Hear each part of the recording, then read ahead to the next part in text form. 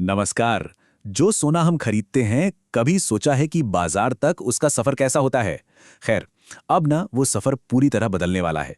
भारत सरकार ने सोना चांदी को लेकर एक ऐसा फैसला लिया है जिसका असर पूरे इंपोर्ट सेक्टर पर पड़ना तय है। लेकिन इस फैसले की गहराइयों में जाने से पहले सीधे उस सवाल पर आते हैं जो शायद हम सबके मन में घूम रहा है। क्या सरकार के इस कदम से सोना और चांदी वाकई सस्ते हो जाएंगे? चलिए, इसी सवाल का जवाब ढूंढने की कोशिश करते हैं। तो इस बड़े सवाल का जवाब जानने के लिए हमें पहले सरकार के इस बड़े फैसले को ठीक से समझना होगा कि आखिर ये है क्या। इस पूरी कहानी के सेंटर में है सिर्फ एक नंबर, 15।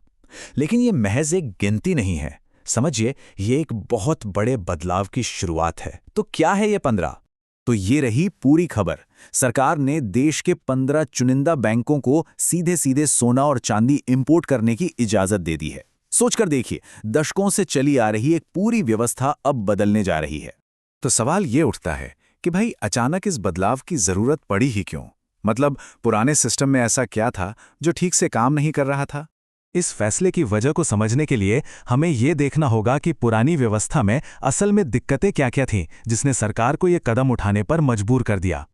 देखिए, समस्या की जड़ काफी उलझी हुई थी। अक्सर होता यह था कि कीमती सोना चांदी इंपोर्ट के मुश्किल नियमों और कस्टम की लंबी चौड़ी कागजी कार्रवाई में फंसकर बंदरगाहों पर ही अटक जाता था। और इसका नतीजा ये कि सप्लाई चेन में रुकावट आती थी और बाजार पर सीधा असर पड़ता था। तो फिर नया रास्ता क्या है? अब बैंक सीधे इंपोर्ट करेंगे। इससे उम्मीद यह है कि कस्टम क्लियरेंस बहुत तेजी से होगा, माल अटकेगा नहीं और बाजार तक सप्लाई बिना किसी रुकावट के पहुंचेगी। ये पूरी प्रक्रिया को एकदम स्मूथ बनाने की एक कोशिश है। तो अब आते हैं सबसे जरूरी सवाल पर। इस पूरे बदलाव का बाजार और आम लोगों पर आखिर असर क्या होगा? इसके फायदे तो साफ दिखते हैं। जब सप्लाई सुधरेगी तो ये उम्मीद की जा सकती है कि कीमतों में एक स्थिरता आएगी। ये ज्वेलरी इंडस्ट्री के लिए एक बहुत बड़ी राहत की बात है, जिन्हें अक्सर सप्लाई की दिक्कतों का सामना करना पड़ता है। और हाँ, इंपोर्टर्स और ट्रेडर्स के लिए भी पूरी प्रक्रिया बहुत आसान हो जाएगी।